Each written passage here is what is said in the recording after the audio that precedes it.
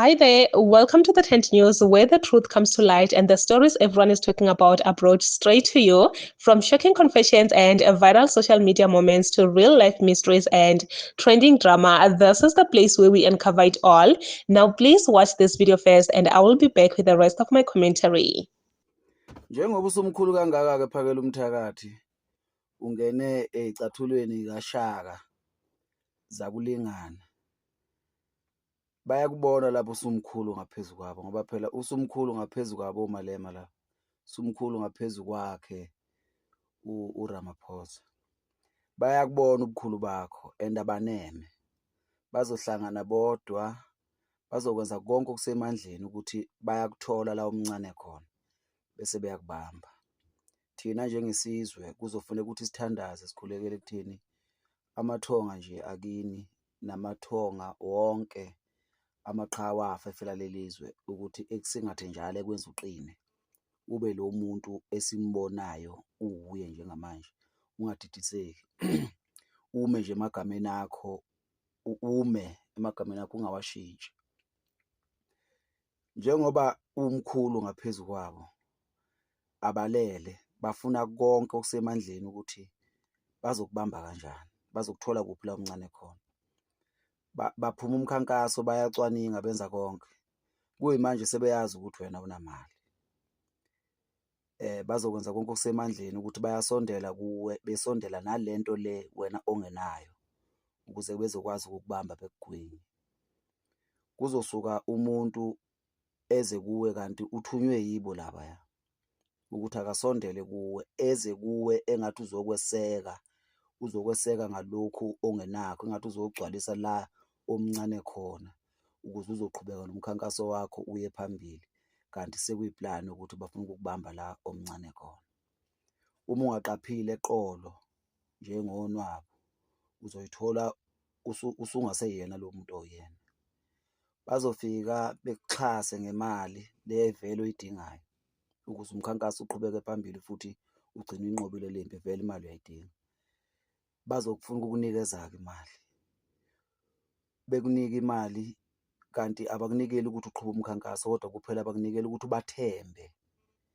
Mase bekunikele le mali wayisebenzisa wawubona ukuthi uyaqhubeka umkhankaso wakho uya phambili, bazothi sebebonile ukuthi usuyabathemba bese bekuzela neyalo.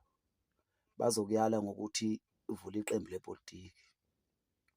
Bazokutshela ukuthi njengoba usumkhulu kangaka, umkhulu kunabo bonke labaholi abakhona le-South Africa. Okusho ukuthi uma ungavula iqembu lepolitiki, lelo qembu lepolitiki lizodla amahlanga, kanti cha, akukho lokho, alikho iqembu lepolitiki elingaphumelela kusekhona leli qembu ukuthi i-ANC, ngoba konke no-IEC laba i-ANC yonke leya nto. Okusho ukuthi uma ungaqaphile eqolo bazokukheqa, bazokushaya phansi, bazokugwinya. Uzothi uma usumethembile lo muntu bese ekuyala ngokuthi vula iqembu lepolitiki. Mina ngimethembi ngisho waye Mthinqa Semfene lo hamba naye, ngiyamazi mina Mthinqa Semfene, angimethembi. Angisho ukuthi akathembakele kodwa ngithi mina angimethembi. Udadewethu lo sebenzisana naye futhi uMangobese Zuma, angeke ngize ngimthembe kakhulu ngoba umuntu wesifazane. Umuntu wesifazane uyakwazi ukufika umeshele engakuthandi, umncenge ezivume ekuthande. Ethi sekuthandile kuphinde kufike omunye futhi efike ekhulume kahle naye ephinde futhi evume. Umuntu wesifazane noma bengenjalo bonke kodwa nje abantu besifazane banaleyo nkinga leyo. Bazothi-ke subathembile-ke bese bekuyala ngokuthi-ke vula iqembu lepolitiki. Nawe ngempela uwabona amandla akho and ubone ukuthi umkhankaso wakho ngempela uzohamba uye phambili mase usemandleni, usuphethe amandla.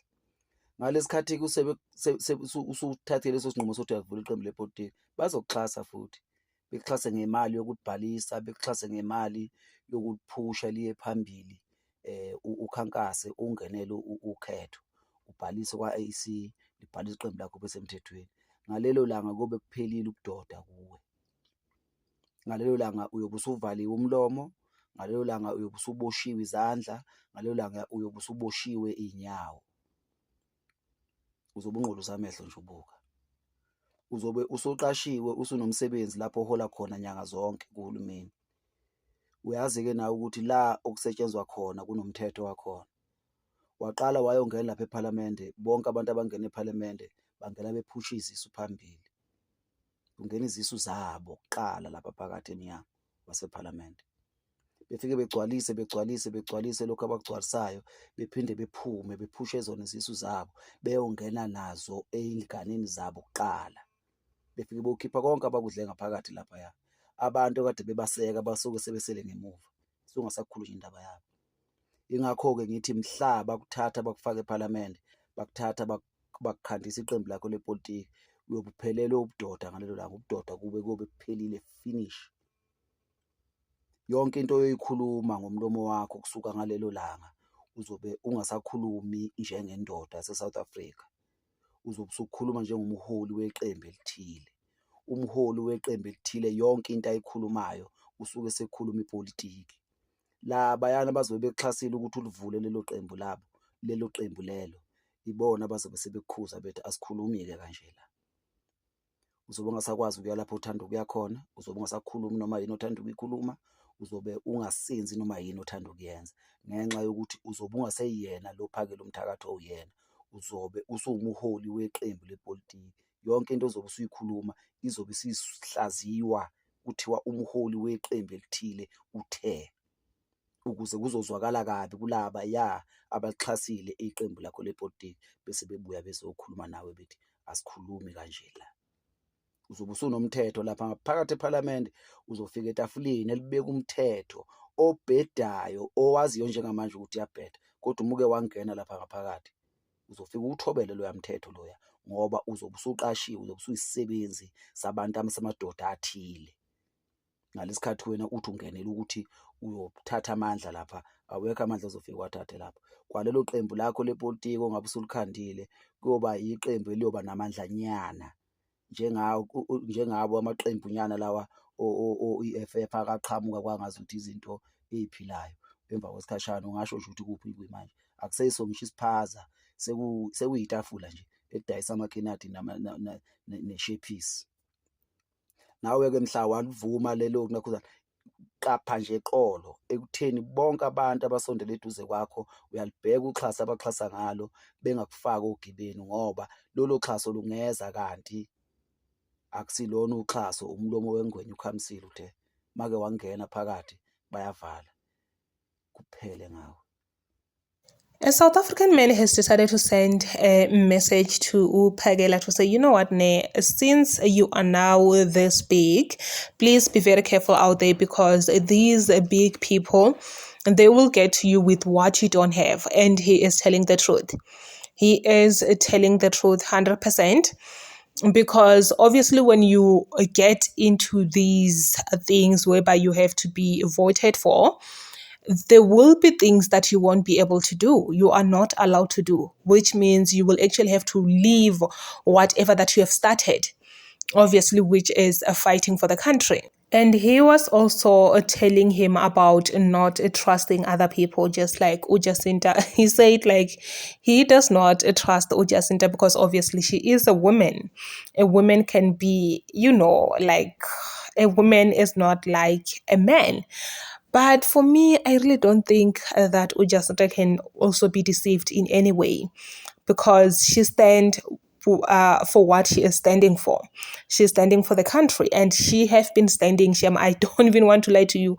She have been standing despite everything that is going on online, people bashing her, people dissing her, people saying this and this about her, but she is still standing for the country to say we are not going to back down. So I really don't think so. I really don't think that she can sell the people that are following her out like that. I don't think so, but please comment your thoughts down below in the comment section. Do you think this man right here is right when he said Phakela Mthakathi does not have to trust other people? He have to be very careful. Yes, let me just put it like that. He have to be very, very careful with people that he works with people that those big people, because they might get to him with what he doesn't have, which with this one of getting to him with what he doesn't have, it happened, guys. Like, we don't have to act like such things doesn't happen. They do happen everywhere. One thing about these kind of people, they will get you. They know that you don't have money, and they will come, obviously, and offer you some, crazy amount of money. And if you're not strong enough, you will fall for it.